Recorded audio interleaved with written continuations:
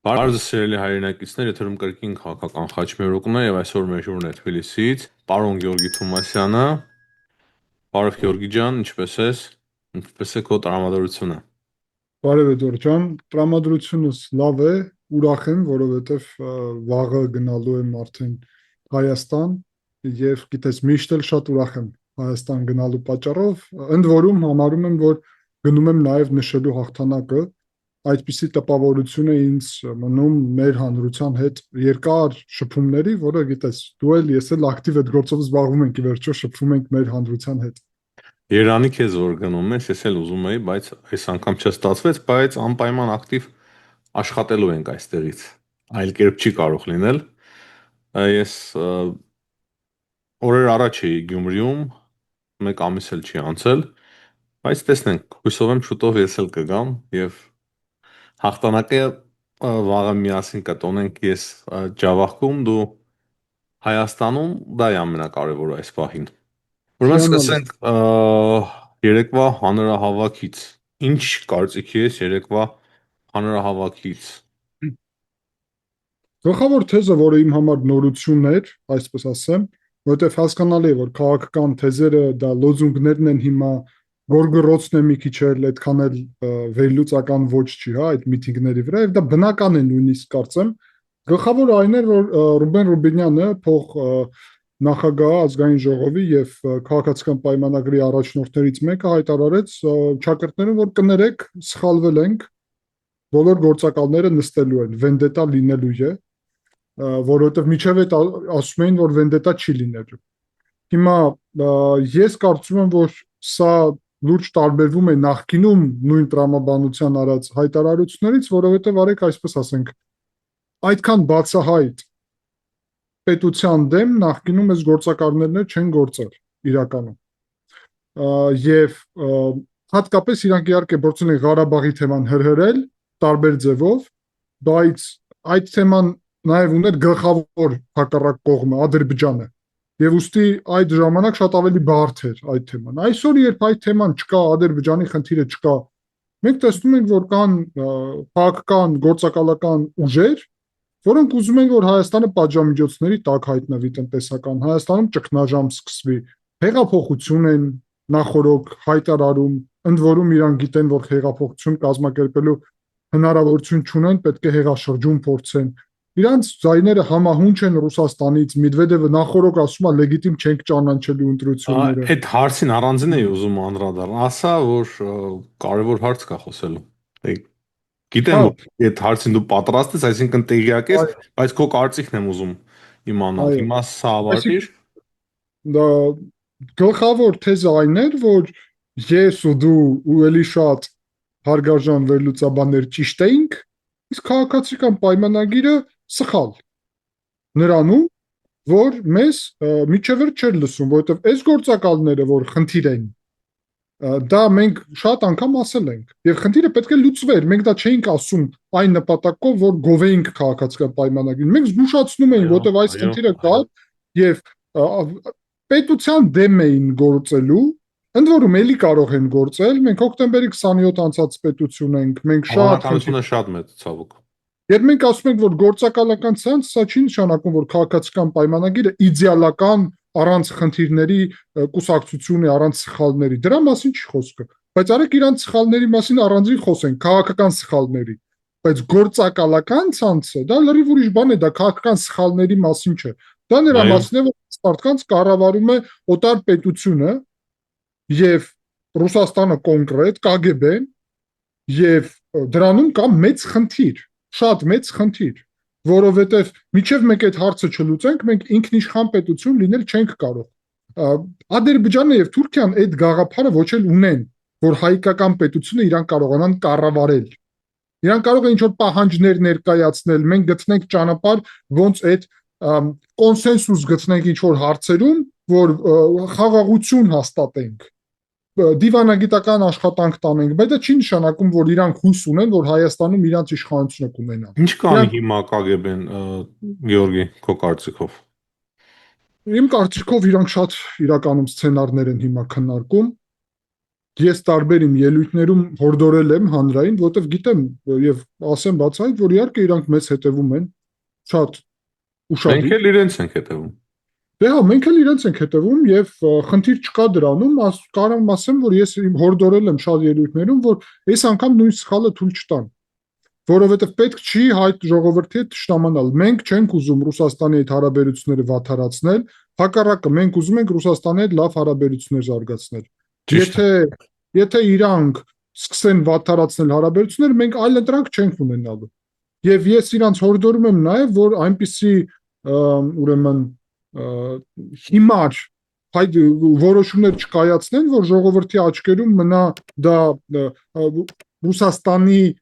արժեքը զրկող, որովհետև հայ ժողովրդում կա պատմականորեն Ռուսաստանի հանդեպ իր հարգանքը, իր խնդիրները, իր հարցերը եւ իր հարգանքը։ Հիմա երբ դու ծիրանը, որը դեռ չկա, դեռ չի հասել, երբ խաղողը, որը դեռ չի հասել, արգելում ես, նույն գյուղացին պետք է ուրեմն Առանց ինչպես մաքսատուրքի արդեն Եվրոպա ուղղակի։ հա, բայց այն Դա էր գյուղացին միջև սենսացիան փաստորդ է առանց այս օրերի։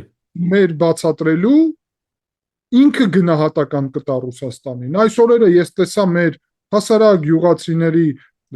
մի քանի հարցազրույց տվեցին լրագրողներին, գուցե դու էլ ես տեսել, Էդվարդ ջան, կարճ այսպիսի գնահատական, ով այդ ելակներ ծախում կամ ինչ որ մի բան, որը պետք է Ռուսաստան գնար։ Ես ապշած եմ, հիացած եմ, որ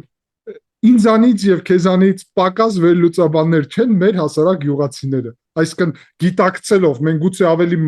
մասնագիտորեն ենք դրանով զբաղվում, բայց գիտակցելով հայ ժողովուրդը բարձացել է ուրեմն շատ բարձր մակարդակի գիտակցության։ Այդ մարդիկ բացահայտ ասում են, բայց 2 կիլո ելակի համար պետք է պետությունը հանձնենք,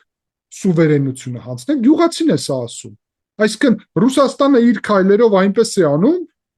որ այդ գյուղացին ինքը կհիասթափվի, ինքը կպահանջի դեպի Եվրոպա, որ Հայաստանը ճանապարհները բացի, որովհետև այդ գյուղացին շատ լավ գիտի, որ խաղողը եւ ծիրանը հասնելու է օգոստոսին։ Գեորգի, քո կարծիքով, եթե առանց մաքսատուրք Եվրոպա է գնալու, սա նույն յատը չի, ուղղակի եվրոպական ուղղությամբ։ Մոտավորապես մենք անդամակցում ենք, չենք անդամակցում, բայց մասամբ արդեն իսկ անցնում ենք այդ ճանապարհը։ Իհարկե, եւ ես կարող եմ ասեմ, որ Ռուսաստանը Լավրովը նորից իր փայլուն ճակերտներում արտաքին քաղաքականության շնորհիվ ամեն ինչ անում է, որ Հայաստանը ինչքան կարելի է ավելի շուտ մոտենա Եվրոպական միությանը։ Այսինքն Ռուսաստանը նորից գործում է իր շահերի դեմ իրականում, եւ ես սա բացատրում եմ, որ սա բերելու է նրան, որ կապերը խզվելու են։ Հայաստանին ձեռ չի տալի կապերը խզել։ Մենք պետք է բալանսավորենք տարբեր շահերը։ Մենք չենք ձգտում նրան, որ կտրենք կապերը Ռուսաստանի հետ, բայց Ռուսաստանը պատկերացնում է, որ հիմա պետք է օգտագործի բոլոր միջոցները տնտեսական ճնշումների համար, հետո գուցե սկսի մեր այնտեղ համայնքը ճնշել, այսինքն Ռուսաստանը գնում է պատմական ազգերի միջև կապերի խզմանը։ Եվ ես ասում եմ, սա մեզ ձեռնտու չի, մենք ազգ ենք, որը փորձում է թուրքերի եւ ադրբեջանցիքի հետ նորմալ հարաբերություններ ձևավորել։ Դա մեր համար շատ բարդ է։ Ինչ որ առումով հաստատ ավելի բարդ է, քան Ռուսաստանի հետ։ Ռուսաստանի հետ իր խնդիրները կա իհարկե, բայց հաստատ Թուրքիայի եւ Ադրբեջանի հետ մեր անցյալը հաշվի առնելով շատ ավելի բարդ է։ Հիմա եթե մենք ուզում ենք Թուրքիայի եւ Ադրբեջանի նորմալ հարաբերություն ունենալ, մենք ո՞նց կարող է չուզենանք Ռուսաստանի հետ նորմալ հարաբերություն ունենանք։ Բայց այդ նորմալ հարաբերությունը չի նշանակում, որ մենք իրանց պետք է դառնանք ստրուկ, ընդ որում դա գյուղացի խոսքերն են, որը ասեց, որ մենք իրանց ստրուկ չենք դառնալու։ Եվ նույն տրամաբանությամբ Ադրբեջանին է վերաբերվում։ Բա մենք ասում ենք խաղաղության օրակարգ, բայց միևնույն ժամանակ մեր նոր բանակը ինչի համար է, որովհետև եթե որևէ մեկը Հայաստանի Հանրապետության ինքնիշխան միջազգայինորեն ճանաչված տարածքների վրա հարձակվի, այդտեղ խաղաղությունը ավարտվում է։ Այդտեղ ամեն այդ բարի խոսքերը եւ մտածումները ավարտվում են։ Էտա պետությունը, Ռուսաստանն էլ նույնն ենք ասում։ Մի հարձակվի մեր պետության վրա, հարգի մեր ինքնիշխանությունը, արի պայմանավորվենք։ Գեորգի, ուրեմն տես, Վրաստանը վաղուց ունի ասոցիացիան համաձայնագիր Եվրամիության հետ եւ Եվրամիությունը նաեւ չի գործում, ինչպես գործում է Ռուսաստանը, չնայած որ Վրաստանը Եվրամիության անդամ չէ եւ հակասություններ կան Եվրամիության դիրքորոշումների մեջ Վրաստանի իշխանությունների գիտես, բայց դրա պատճառով Եվրամիությունը չի պատժում Վրաստանի ժողովրդին եւ վրացական ապրանքները անարգել գնում են Եվրոպա։ Մասամբ կարծես թե առանց մաքսատուրքի գյուղատնտեսական ապրանքները։ Այս փորձին դու ծանոթ ես, ես երեք խոսել եմ այդ մասին մեր հաղորդման մեջ, մի խոսքով էլ ուզում եի, որ դու անդրադառնաս։ Եվրոպական միությունը հիմա շատ կարևոր քայլ արեց։ Ես կասեմ Էդուարդ ջան, որ քննարկել էի մոտավորապես ամիս ու կես առաջ եվրոպական բարձր պաշտոնյայի հետ, մի քանի բարձր պաշտոնյայի հետ, ընդ որում այս հարցերը ակնկալելով, որ Ռուսաստանը այս քայլերին է դիմելու, ես իրանց զգուշացրել էի սրա մասին, այստեղ Թբիլիսիում նաև կարևոր այց ունեին եւ այլն, եւ որ պետք է իրանց հետաքրքիր էր իհարկե Հայաստանի հարցը, շատ է հետաքրքիր։ Իմ Հայաստանը կենտրոնական հարցն է իրականում։ Ես որ հանդիպում եմ եվրոպացի կամ ամերիկացի պաշտոնյաների հետ, դեսպանություն կլինի, պատվիրակություն կլինի, դեռ ասում են դեռ Հայաստանից խոսենք, հետո Վրաստանից, ինչը բավականին զարմանալի է, բայց Նախկինում նման բան չկար։ Ոչ, իհարկե, այսօր կենտրոնում ուշադրության Հայաստանն է, հատկապես նախընտրական շրջանում։ Եվ ես ուշացրել էի սրա մասին եւ Եվրոպական միությանը իմ նաեւ մոտեցում այն էր, որ հորդորել էր, որ պատրաստ լինեին եւ ես իրոք շատ ուրախ եմ, որ իմ փոքր ներդրումը դրանում կա, բայց ընդհանուր համոզված եմ նույն ուղղությամբ նաեւ աշխատել է առանձին Հայաստանի արտաքին գործերի նախարարությունը եւ այլն, որ այդ 50 միլիոնանոց եվրոն աջակցություն շատ կարեւոր է։ Հիմա ասենք մեր հայրենակիցներին, որ այս տարի կլինի բարդ։ Ամեն դեպքում, ինչքան էլ 50 միլիոն եվրո տան, եւ ես խոսել եմ, ես իրանց ներկայացրել եմ կարեւորություն, որ ունենան բազմա 100 միլիոնանոց փաթեթներ, որովհետեւ Ռուսաստանը կարող է դիմի գազի ամբողջությամբ սահմանափակմանը 85% է։ Ռուսաստանը կարող է ամբողջությամբ գյուղատնտեսությունը սահմանափակի երկար ժամկետով եւ հատկապես ամառվա եւ աշնան ժամանակահատվածն է ամենախոցելին, այսինքն այստեղից նոր է սկսվում այդ խոցելի ժամանակահատվածը։ Ուստի Հայաստանը 50 միլիոնը կարող է շատ քիչ լինել, բայց դա առաջի փուլն է։ Առաջ տարին կլինի շատ բարդ, բայց եթե Ռուսաստանը այդ ուղղությամբ գնա, ես համոզեցնում եմ, որ հաջորդ տարի Հայաստանի տնտեսության շատ մեծ մասը եւ առևտրի շատ մեծ մասը արդեն նախորոք կգնա դեպի Եվրոպա։ Այսինքն մենք այս տարին բարդ անցնելով կկարողանանք հասնել նրան, որ հաջորդ տարի Հայաստանը արդեն այդքան Եվրոպային մոտ կլինի, որ հետո մենք կմտածենք նրա մասին, իսկ մեզ պետք է Եվրասիական տնտեսական միությունում լինել, որտեղ այսօր գիտես դիրքորոշում, ասում ենք այսօր իմաստ չկա դուրս գալու, որտեղ դուրս են գալի կապերը խզում ենք, Եվրոպայի հետ կապեր չունենք։ Ասում ենք արեք դիվերսիֆիկացնենք, հետո կորոշենք ապագայում։ Բայց եթե Ռուսաստանը պատժամիջոցները կիրառում խախտելով Եվրասիական տնտեսական միությունը, բա ինչի մասին է, որ չպետք է այդտեղ ներքին սահմանափակումներ լինի, թե չէ այդպես Վրաստանն էլ է Ռուսաստանի հետ հիանալի առևտուրանում, ոչ էլ Եվրասիական տնտեսական միության անդամ է, ընդ որում Եվրոպական միության տեխնացուի կարգավիճակ ունի, սա փաստեր են զուտ։ Այսինքն Հայաստանն էլ կարա Եվրոպական միության տեխնացուի կարգավիճակով հիանալի առևտուր անի, Ռուսաստանի հետ էլ, Ղազախստանի հետ էլ, Վրաստանն էլ ունի Ղազախստանի հետ հիանալի հարաբերություններ, հենա Ղազախները այստեղ նավահանգիստ են տիրապետում, նավթ են արտահանում, մեքենա են տանում Վրաստան։ Այո, այսինքն անհասկանալի է լրիվ այդ իրավիճակը այդ առումով, ուստի եթե Ռուսաստանը գնա ինք ինչ որ առումով մեզ օգնի իր քայլերով եւ Հայաստանը կարա շատ ավելի շտապ եւ արագ մոտենալ Եվրոպական միությանը։ Գեորգի, դու ուզում էիր խոսել, ես քեզ քիչ առաջ ընդհատեցի, որպեսզի առանձին հարց տայի այս մասով։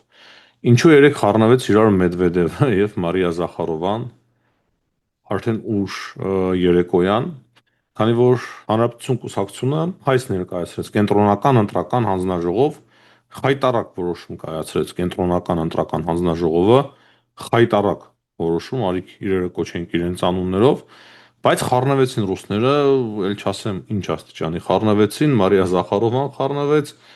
Մեդվեդևը սկսեց անվայել, դե ինքը միշտ էլ անվայել հայտարարություններ է անում, լաբարոշ հայտարարություններով հանդես գալ գնահատականը։ Ժիրինովսկու անհաջող տարբերակն է իրականում։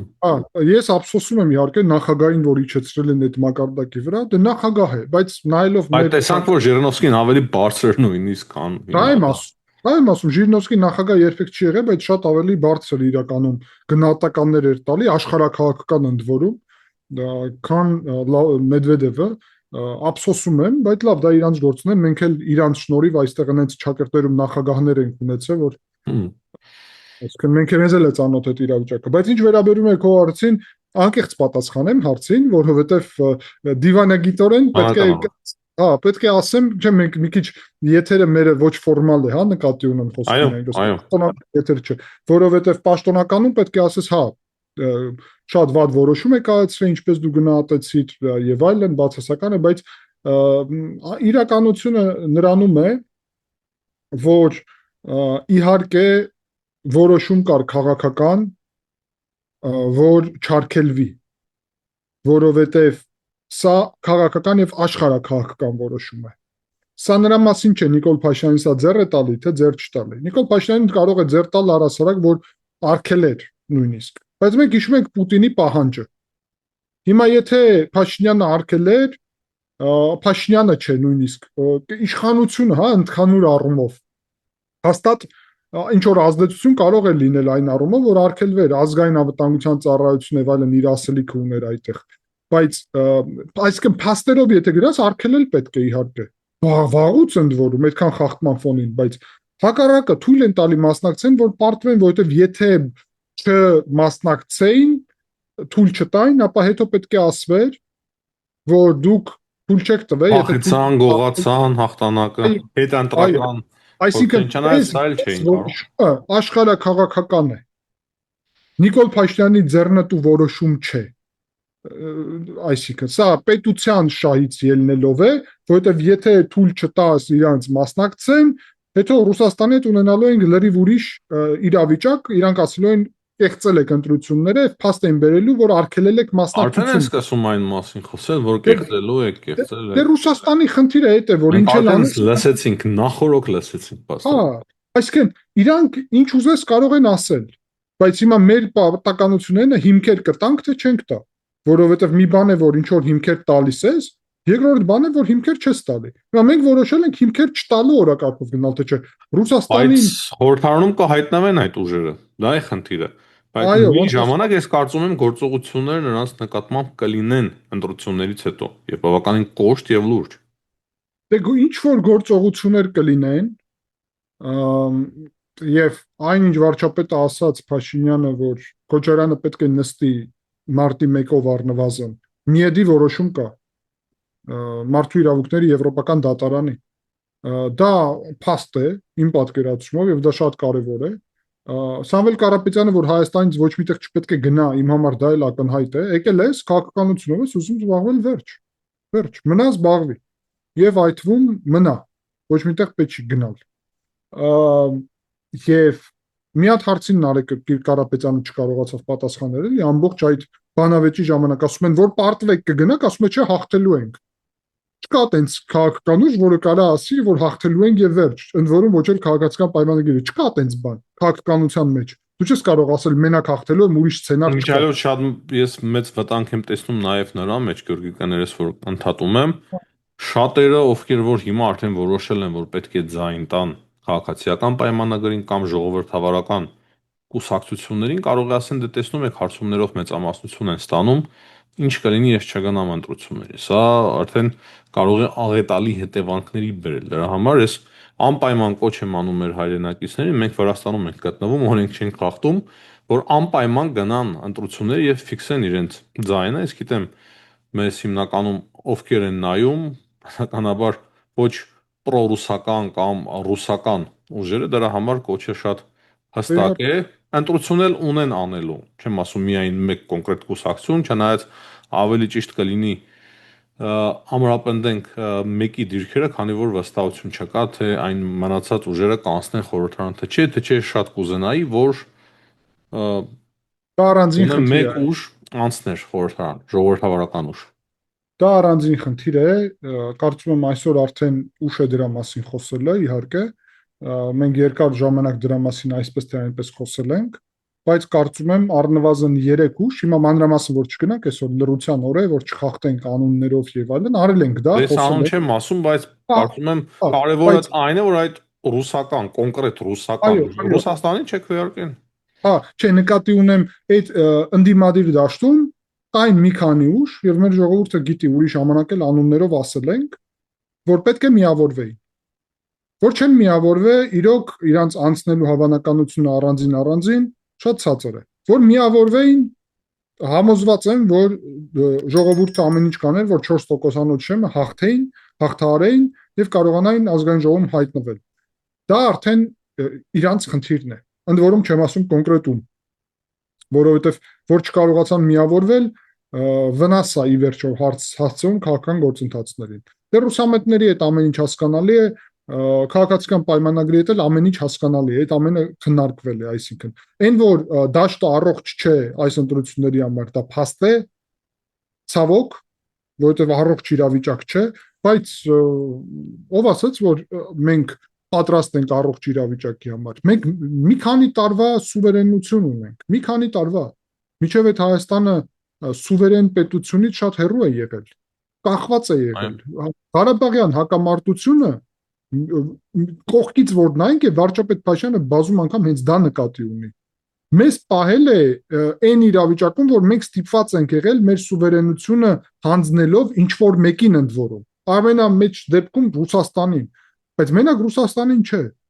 Բոլոր տարբեր մայրաքաղաքներում մանգալ փնտրել քեզ կողմնակից, դաշնակից, ընդ որում ցավոք ոչ մի դաշնակից եւ կողմնակից, ոչ մի։ Դու գիտես իմ մոտեցումը Ամերիկայի հանդեպ, Եվրոպայի հանդեպ, բայց անկեղծ եմ ասում, ես իմ ժողովրդին մենակ անկեղծ պետք է ասեմ։ Ոչ մի մայրաքաղաք մեզ երբեք չի ասել, որ այո, մենք պատրաստ ենք ճանաչել կամ Ղարաբաղը Հայաստանի մաս, կամ անկախ։ Հիմա այդ իրավիճակում մենք միջև երբ պետք է գերու կարգավիճակում լինենք այդ խնդրի։ Ընդհանուր առումով որ մի քիչ ուշադիր նայենք, մենք 30 տարի, 35 տարի կորցրեցինք զարգացման առումով։ Մենք հիմա պետք է այդքան արագ կարողանանք զարգանալ, որովհետև աշխարհը մտնում է արդեն հաջորդ տնտեսական հեղափոխության դարաշրջան, թվային, ռոբոտներ, ԱԹՍ-ներ, բարձր տեխնոլոգիա, արհեստական բանականություն եւ այլն։ Մենք պետք է հասցնենք, որ այդ դարը մերը դառնա։ Ընդ որում դու տեսար, որ բոլորը տեսան 20 թվականի պատերազմը ցույց տվեց, որ Թուրքիան է դառնում այդ դարի առաջիններից մեկը իր ԱԹՍ-ներով եւ այլն։ Այսինքն մենք միջև ուզում եմ ժողովուրդը ճիշտ հասկանա, մենք միջև իշխանությունը հանձնել ենք ինչ որ մեկին եւ մնացել ենք հույսով։ Մենք միջև հարևանից ավելի լավ կյանք ապահովելու նպատակով իրար հետ մրցակցել են ով ինչ մեքենա ունի, միջև եկեղեցի եւ տաճարներ են կառուցել եւ այլն։ Թուրքերը զինվել են։ Եվ մենք ուզում ենք հաղթանակած լինել այդ իրավիճակում, թուրքերը լուրջ զինվել, Թուրքիան նկատի ունեմ, լուրջ պատրաստվել է։ Եվ այն դարը, այն ինչ Վազգեն Սարգսյանն ասում էր 21-րդ դարը մերը որ լինի, հոկտեմբերի 27-ով կոտրելով մեր ողնաշարը պետականությունը նաև կոտրելով, վերեցին նրան, որ 21-րդ դարը թուրքերինն է դառնում, իրանք էլ ունեն այդպես թես իրանց դառնա։ Հիմա մենք պետք է այնքան արագ հասցնենք մի քանի քայլ անենք, որ Թուրքիայից մի քանի քայլ առաջ ընկնենք, որովհետև մեր երաշխիքը անվտանգության, որ ասում են անվտանգության երաշխիք, Իրանին են բերում։ Հենա միասին ինչքան ենք վերլուծել, հա։ Իրանը ինքն է շատ բարդ իրավիճակում։ Հասկանալի է, որ ռեժիմը պահպանվում է եւ մենք իշխանական են ասում Իրան։ Հասկանալի է, բայց իհարկե Իրանի հետ հաղթանում են ասել, բայց Իրանի իշխանության վիճակը, գիտես, օրերս էլի երեկել, այսօր էլ հարվածներ Ամերիկան հասցրել Իրանին։ Իհարկե կետային, բայց ճարքեր է տալիս այդ։ Այո, այսինքն ճարտարապետություն փորձել ստեղծել այդպիսի սպեկուլատիվ բաների վրա երաշխիք անվտանգության կարող է լինել այն ինչ ունի Իսրայելը։ Իսրայելը հույս չունի, որ ամերիկյան զորք է փոխարեն գալու կռվելու։ Դրա հույսը չունի։ Իսրայելը հույս ունի նրա, որ իր զորքը այդքան հզոր է Ամերիկայի շնորհիվ, որովհետև ամենաբարձր տեխնոլոգիաները Ամերիկան ունի, որ Իսրայելը պատրաստ է պատերազմի, ընդ որում քանի ճակատով ուզես։ Նույնիսկ Իսրայելը հիմա հետախուզական իր Գյորգի կներես հնարավորություններն է ակտիվացրել Ամերիկայի Միացյալ Նահանգներում, տեսար այդ հաղորդագրությունը ես առանձնացրել եմ եւ հաստատի հետախուզում է, թե ինչ է կատարվում Միացյալ Նահանգներում Իսրայելը NBC-ն է հաղորդում այս լուրը, Պենտագոնին են հետախուզում, որպեսզի հասկանան, թե ինչ որոշումներ են կայացվում։ Այդ Պենտագոնից են մոտ ասել, այսինքն Պենտագոնի այո, աղբյուրներն են այդ մասին ասում, որ փորձում են հետախուզել, հասկանալ, թե ինչ քաղաքական դիրքորոշում կունենա Թրամփի վարչակազմը, ինչ են որոշում Իրանի այդ մասին։ մոտավորապես այն կլիներ, որ Հայաստանը Ռուսաստանին հետախուզություն աներ։ Դրա փոխարեն մենք ազգովի հрьяաներից էլի չսովորեցինք ռուսական գործակալները բերել են ստե ընդ որում իրանք հպարտանում են, որ իրանք ռուսական գործակալ են, հասկանում ես։ Այսինքն մեկ այդ իրավիճակ ենք ունեցել 30 տարի, 20 տարի, որ երկրի նախագահը հպարտացել է, որ ինքը օտար երկրի գործակալ է։ Բայց Իսկ տես իրենք Իսրայելը, վախենում են Ռուսաստանից եւ վախենալով հարկում են Ռուսաստանին։ Այսինքն պետք չի անել այնպես, որ ավելի շատ վախենան Հայաստանից եւ ավելի շատ հարկեն Հայաստանը։ հա, եւ շատ པարզ այն է, որ Իսրայելի օրինակը շատ լավն է։ Դու այդքան պետություն պետք է լինես, որ կարողանաս հետախուզել նույնիսկ քո դաշնակիցներին, հա։ Դա եւ մեզ պետք է իրոք, ես շատ ուրախ եմ, որովհետեւ տեսնելով ռազմական արդյունաբերությունը հայկական, վերջապես մենք իրոք պետք է այդ ոլորտում շատ լուրջ առաջընթաց ապահովենք։ Դա շատ կարևոր է։ ԱԹՍ-ները Հայաստանը իմ պատկերացումով պետք է տասնյակ հազարավոր ԱԹՍ ունենա։ Ռազմական ռազմական նշանակության տասնյակ հազարավոր ԱԹՍ, որ որևէ մեկի գլխում չծնվի գաղափար Հայաստանի վրա հարձակվելու։ Այսինքն հակահարվածը պետք է լինի աննկարագրելի ծանր։ Մենակ ԱԹՍ-ների ոլորտը ասացի, բա մնացած բոլոր ոլորտները։ Այսինքն դա է երաշխիք անվտանգության եւ ես շատ անկեղծ կլինեմ, որ իմ նաեւ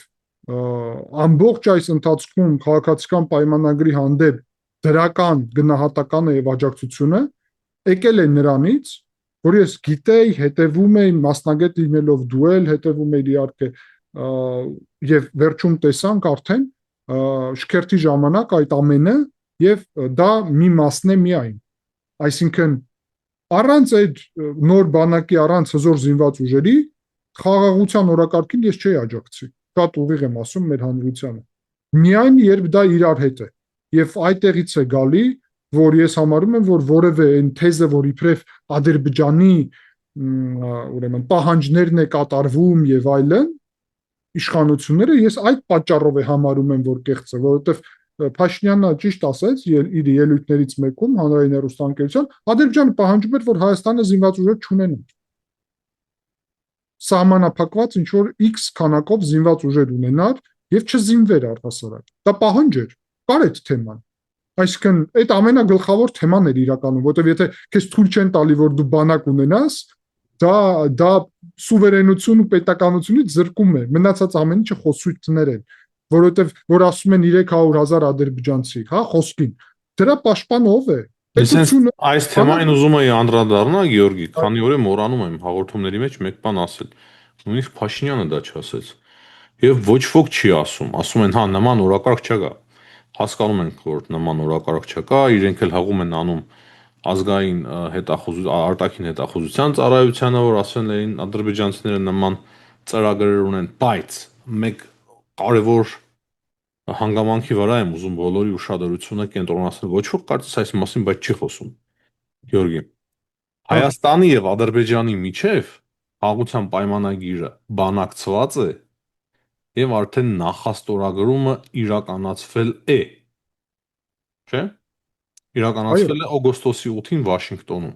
Դա նշանակում է այն, որ այնտեղ որևիցե նոր կետ չի կարող ավելանալ։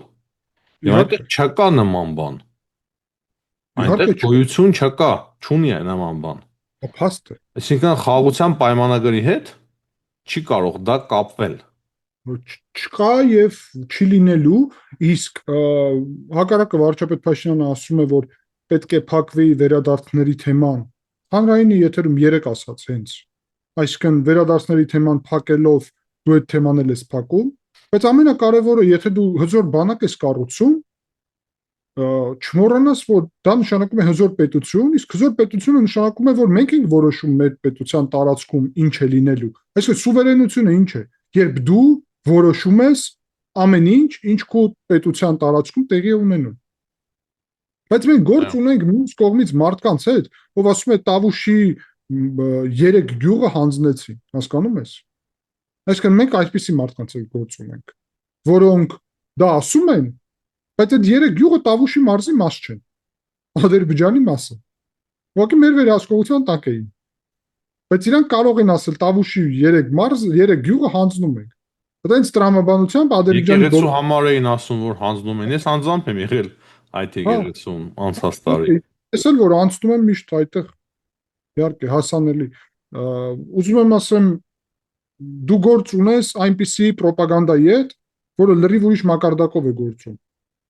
Այսինքն ինքը Ադրբեջանի 3 գյուղը ասում է Տավուշի 3 գյուղ։ Հիմա ինչ է նշանակում, մեր գյուղերը ոչ միտեղ չեն ավարտվում, այսինքն ամեն ինչ մերն է, սահման չունենք, բոլոր ադրբեջանական գյուղերը մերն են, տրամաբանություն չկա դրանում։ Մայլ ասում են, որ մենք կմիանանք խաղաղության պայմանագրին։ Բա ձեր գալու իմաստը ո՞րն է, թե ասում եք իշխանության գալ։ Իրանին են բերում երաշխավոր։ Ընդ որում վարչապետ Փաշինյանի Դե իրանք տեսնում ես, պարզ ասում են, ամեն ինչ մեզ ձեռնտու է, այդ խաղաղության պայմանագիրը նույնպես, բայց մեզ երաշխավորներ են պետք։ Մեզ պետք է որ դա ստորագրվի Մոսկվայում եւ Մոսկվան դառնա այդ երաշխավորը։ դե դրան պատասխանը շատ հեշտ տրվել է։ Վարչապետ Փաշինյանը ընդ որում շատ լավ պատասխան տվեց։ Ես ուղղակի կրկնեմ այն առումով, որ ճիշտ այնը պատասխանեց երեք երկրի ղեկավարը, հա, որ դու պետություններ, որտեղ ովքեր ուրիշտեղ պատերազմի մեջ են, դու ոնց ուզում բերել քո պետության մեջ ու ասել միասին գործեք։ Իրանը եւ Ամերիկան պատերազմի մեջ են։ Թլփի մեջ Իրանին ոնց է ներգրավելու, այսինքն ասել ինչ ուզես կարելի ասել, կարանք ասել, որ մենք, չգիտեմ, լուսնի վրա հիմա ինչ որ ռազմական կստեղծենք, կարելի ասել, չէ, բայց իրատեսական է դա։ Նկատ, հա, այդ առումով դու ասում ես Իրանին, Ամերիկային տրիպը միասին են, ո՞նց են միասին կազմակերպելու։ Կամ Ռուսաստանը, Ամերիկան, որոնք առճակատման մեջ են գտնվում Ուկրաինայում։ Կամ Չինաստան, Ամերիկան, որոնք գիտես ինչ բարդ հարաբերություններ ունեն։ Այսինքն մենք որոշեցինք, արեցինք դա Ամերիկայի հետ։ Վերջ, բայց Իրանի հետ հիանալի հարաբերություններ կա։ Այս ռեժիմի հետ Իրանի հետ դժվար է այդ ամենը։ Հայաստանը Իրանից գնել է զենք։ Ընդ որում հիմա հարց տամ, այ ոնց կարծում, ինչպես շատ լավ վերլուծաբան։ Եթե Հայաստանը գնում է այտենց ռիսկային քայլի Իրանից զենք գնելու։ Իրանը պատժամիջոցների տակ է, այն էլ ռազմական։ Այո,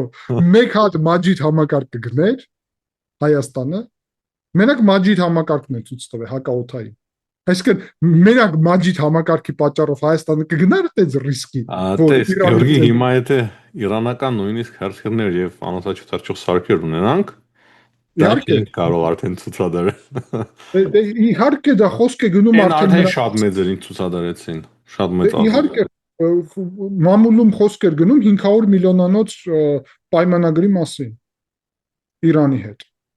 Այսինքն ես համոզված եմ, որ դրա մասը կարող է լինել, ես չեմ կարող ասեմ եւ ոչ էլ ինչ որ մի բան ուզում եմ պնդեմ այս առումով, բայց դրա մաս հանգիստ կարող է լինել իրանական բալիստիկ հրթիռները, հանգիստ կարող է լինել ԱԹՍ-ները ավելի մեծ է հավանականությունը, քանի որ նախկինում խոսվում էր դրա մասին։ ԱԹՍ-ները հաստատ։ Ընդ որում այդ ԱԹՍ-ները էժան եւ ոնց որ իրանք մասսային, sense շատ մեծ մասշտաբային բան են խոսքին, քանակն է այդտեղ կարեւոր, ոչ թե որակը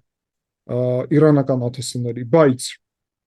եւ մենք տեսանք հա խոսքին իրանական ԱԹՍ-ն, որ հարվածեց հարևան պետությանը նաեւ եւ տեսանք, որ հոպա այդտեղ բարդ է աշխատում խոսքին։ Իհարկե Ադրբեջանը ունի այդպիսի ԱԹՍ-ներ, այսինքն պատերազմում պետք է գալ հիմա այն իրավիճակի, որ մեզ էլ ու հարևանին էլ այդքան ծանր կնստի պատերազմը, որ ավելավա պատերազմ չլինի, որովհետեւ ուրիշ տարբերակ չկա, 100%-անոց պաշտպանված պատերազմ Իսրայելը չկարող վարել։ Տեսնում ես։ Նույնիսկ Իսրայելը այդքան տեխնոլոգիա, ամերիկան կողքը եւ այլն 100%-ով պաշտպանվել չկարող։ Գլխավոր նպատակը այն է, որ ապաստարանների շնորհիվ, հոպի շնորհիվ, իր հարվածների շնորհիվ եւ այլն նվազեցնի հակառակորդի գործունեությունը։ Այսինքն Հայաստանը դրան է գնում եւ Իրանի հետ այդ բանը որ արվել է։ Հիմա հարցը հնչում։ Դրանից շատ երաշխավոր Իրանի տարածքով հնդկական զենք է եկել։ Փաստը չէ։ Իրանը էլ ում է տվել զենք։ Ճիշտն ասած, բացի իր պրոքսիներից, ոչ մի պետության, նորմալ պետության չի վաճառել զենք։ Այն էլ որ այդպիսի հարաբերություններ ունեն ԱՄՆ-ի հետ, Եվրոպայի հետ։ Ինչի է վաճառել։ Մի հատ քննադատություն չհնչեց Ամերիկայից, Եվրոպայից, որ իրանական զենք ցույց տվեցին։ Մեկ հատ։ Դրանից հետո Դոնալդ Թրամփը կոչ արեց, հետո էր, չէ՞, երևի։ Այդ ընթացքում էր։ Հա, չեմ հիշում կոնկրետ միջև այդ երթը, բայց ինչ տարբերություն էլի դրա մասին մի հատ բացասական հայտարարություն չկար։ Վրաստանի առումով կա, որ Իրանին մերձանում է Վրաստանը։ Որովհետև Վրաստանը Հայաստան տարբեր, հա, տարբեր պետություններ են։ Վրաստանը Իրանի հետ սահման չունի։ Վրաստանը միշտ Ամերիկայի հետ է եղել։ Ամերիկացի գիտես ինչ են ասում հիմա այնպես ոչ ֆորմալ քննարկումներ, էքսկլյուզիվ է ստացվում, Էդվարդ ջան, քո եթերում եմ ասում։ Ամերիկանցիք ասում են, որ մենք Վրաստանում այդքան ներդրում ենք արել, հիմա զգում ենք մեզ դավաճանված ինչ որ առումով, որ Վրաստանը շեղվել է ավելի դեպի այն երեք պետությունը, Ռուսաստան, Չինաստան, Իրան, դաշինքը, իսկ Հայաստանին ասում են մենք ոչ մի բան չենք արել դեռ։ Եվ Հայաստանը մեր հանդեպ այսպես մոտեցում է դրսևորում։ Բայց արդեն իսկ Հայաստանի հետ այնպիսի պայմանագրեր կան, որոնք Չէ, ես նկատի ունեմ հեղափոխությունից ի վեր այդ 35 տարին սենց էլ Հայաստանին մենք առանձնատուկ ոչ մի բան չենք օգնել։ Ոչ էլ Հայաստանն էր ուզում Ռուսաստանի հետ էր, այսինքն նենց չի որ ուզում էր ամերիկացի չէին տա։ Ոքի ասում է դրա բանը չկար էլի այդ պահը։ Այսինքն Հայաստանը ավելի է այդ առումով, որտեղ Վրաստանը հիմա քայլեր է անում հակառակ ուղղության, իսկ Հայաստանին ոչ մեկ չի ասում Իրանի հետ խզի կապերը։ Բայց գլխավորն է դու վստահելի լինես Վաշինգտոնում, Բրյուսելում։ Եվ այսօրվա իշխանությունը կարողացել է դիվանագիտական այնպես քայլեր անի, ինչը ես ողջունում եմ, որ համ Վաշինգտոնում է լավ, համ Բրյուսելում, ընդ որում Վաշինգտոնը եւ Բրյուսելը այսօր առճակատման մեջ են, դա փաստ է։ Եվ Վրաստանը ցավոք մտավ այդ առճակատման մեջ, գիտես, Վրաստանը ավելի Վաշինգտոնի հանդեպ դրական բաներ է ասում, Բրյուսելի հանդեպ բացասական։ Մտավ այդ առճակատման մեջ։ Հայաստանը չի մտնում, շատ խելացի է։ Ես էլ եմ ուզում, որ Վրաստանում էլ այդպիսի մոտեցում լինի։ Չինաստանի հետ ռազմավարական կնքեց արդեն տրիպից հետո Հայաստանը, որ Չինաստանի հարցերը չլինի եւ Չինաստանը ԱԹՍ-ներ է տալի Հայաստանին։ Ընդ որում Վրաստանի բանաձևը ընդունեց։ Այլ շատ հետաքրքիր որ ԱԹՍ-ը հետ Այո, եւ ենթադրում եմ ոչ միայն ԱԹՍ-ը։ Ջավելինների չինական տարբերակն էլ ցույց տվեցին, բայց ուրիշ բաներ էլ կարա լինի, որովհետեւ նորից երբ դու մեկ զենք առնում ես, դա քեզ արդեն ճանապարհ է բացում, որ երկրորդ, երրորդ աշխարհում երկրորդ պետությունը ես չգիտեմ, որ Չինաստանից, Իրանից, ԱՄՆ-ից, Ֆրանսիայից։ Այո։ Եվ ելի եմ ասում, խոսքին Հայաստանը չինական զենք է առնում եւ տրիպը Ամերիկայի հետ է կնքում։ Վրաստանը ԱՄՆ-ից էլ անօթաչող սարքեր է ստացել։ Հա, իհարկե, բայց Ամերիկայի հետ խնդիրներ ունի եւ դրա փոխարեն Վրաստանը Չինաստանից 3 բանաձև են ընդունել Վրաստանի մեր օկուպացված տարածքների առումով Աբխազիա եւ Ցխինվալի շրջանի եւ Չինաստանը կողմ չի քվեարկել։ Ձեռնպահ է մնացել Իրանն էլ։ Այսինքն Վրաստանը չկարողացավ հասնել այդ հաջողություններին եւ ես ուզում եմ սրանով ցույց տամ, որ Հայաստանը կարողացավ։ Չնայած որ ռազմավարական գործընկերներ են։ Այո, կարողացավ բալանսավորել այդ տարբեր կենտրոնների միջև շահերը։ Հայաստանը Հնդկաստանից եւ Չինաստանից զենք է գնում, ընդ որում Հնդկաստանը եւ Չինաստանը լավ հարաբերություններում չեն։ Տարբեր մոտեցումներ ունեն։ Երկուսի հետ էլ հնարավոր ստացվավ։ Իրանի հետ էլ հնարավոր ստացվավ, Մնաց Իսրայելի հետ էլ ենք բարելավում հարաբերությունները։ Ես էլ իմ ջանքերն եմ ուղղում այդ ուղղությամբ, որովհետեւ Իսրայելի հետ էլ պետք է անել։ Հնարավոր է դա էլ անել, Իսրայելն էլ է հետաքրքրված։ Հաջորդ փուլում պետք է ամերիկյան, բա հիմա հաջորդ փուլում պետք է ամերիկյան զենքի մասին արդեն մտածենք լուրջ, դրա հնարավորությունը կա նոր փաստաթղթերով կնքված եւ նույնիսկ սկսել ենք արդեն առաջի քայլերը, գիտես Լեհաստանի հետ միասին աշխատանք է տարվում եւ գուցե գնենք Կորեա լեհական տանկերը K2 եւ Լեհաստանը առասարակ որոշել է, որ ամերիկյան զենքերը իր տարածքում արտադրի, շատ լուրջ զենքերը, եթե մենք ամերիկյան զենք գնելու լինենք, որ հենց Ամերիկայից չզգնենք, մեկը հեռու է ֆիզիկապես։ Նույն ամերիկյան զենքերը Լեհաստանում է արտադրվելու ամերիկացի կողմից եւ տեղի լիցենզիաներով։ Մի խոսքով հուսով եմ, որ հաջորդ փուլը արդեն կլինի ամերիկյան զենքերը։ Գյորգի, վերջի հարցը, ինչ ոչ թե հարց է, ավելի քո կարծիքը, քո մաղթանքը ընտրություններից առաջ։ Պես ասենք, հարցել չէ, սա ավելի քո մաղթանքը, քո խոսքը։ Հաշվի առնելով, որ սա աշխարհաքաղաքական ընտրություններ են, սա Վաշինգտոնի համաձայնությունների ընտրություններ են, ես հա չեմ համարում նեղ կուսակցական ընտրություններ։ Ուստի այդ է պատճառը, որ ես ունեմ շատ պարզ պատկերացում։ Պետք է աջակցել Վաշինգտոնի օգոստոսի 8-ի օրակարգին եւ պետք է աջակցել ինքնիշխան Հայաստանի օրակարգին։ Այդ առումով ժողովուրդը գիտի ինչ ուժեր կան ներկա, մենք երկար անգամ դրա մասին խոսել ենք, ինչպես իշխանական, այդպես էլ ընդդիմադիր դիրքերում, եւ ի վերջո օտարերկրյա գործակալական ցանցը հաստատ չպետք է ընտրվի։ Ընտրություններում մասնակցելը պարտադիր է փաստացի, ես այդպես եմ համարում։ Չմասնակցելը արդեն վտանգներ է ստեղծում։ Այո, գնացեք, մասնակցեք, ընտրեք, տեր եղեք ձեր ձայնին, ձեր քվեին եւ ի վերջո հասկանանք, որ մենք ենք տերը մեր երկրի, դրանով սկսվեց հայկական հեղափոխությունը եւ դա շատ կարեւոր խոսքեր են, որովհետեւ ոչ մի ուրիշ մայրաքաղաք չի որոշելու ճակատագիրը Հայաստանի ճակատագիրը պետք է որոշի Հայաստանի Հանրապետության քաղաքացին, եւ մենք ենք տերը մեր երկրի կարգախոսով, գնացեք վաղը եւ տեր կանգնեք երկրին, խաղաղությանը, Վաշինգտոնի համաձայնություններին, ինքնիշխան պետությանը եւ դրա շնորհիվ հաջորդ 5 տարվա ընթացքում ես համոզված եմ, որ մենք այնպիսի պետություն կկառուցենք, որ 5 տարի հետո ընտրություններում արդեն լրիվ ուրիշ իրավիճակ ունենանք առհասարակ, այսինքն սա գլոբալ փոփոխությունների 5 տարի կլինի, շատ կարևոր։ Հայաստանը լրիվ ուրիշ իրոք աշխարհի կենտրոններից մեկը կարա դառնալ։ Դրա մասին օրերս Եվրոպական միության նախագահն էլ է խոսել, որ Հայաստանը կարա գլոբալ խաչմերուկ դառնալ։ Մեր խելքի շնորհիվ մենք նաև կարող ենք այստեղ այնպիսի հաբ ձևավորել բարձր տեխնոլոգիաների, որ իրոք 21-րդ դարը մեր դարը լինի։ Այս դարում ամենակարևորը խելքն է եւ ամենակարևորը տեխնոլոգիաներն են։ Այդ երկուսի առումով էլ հայը ունի առանձնահատուկ տվյալներ եւ մենք պետք է օգտագործենք այդ բոլոր միջոցներն էլ, Վաշինգտոնն էլ մեզ Դրա համար պետք է անկախ պետություն։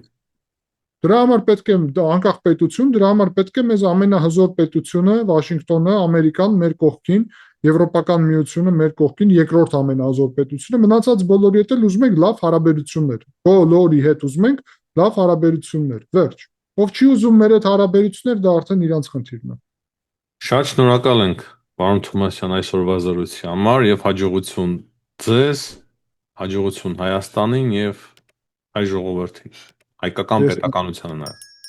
Ես էլ շնորհակալ եմ։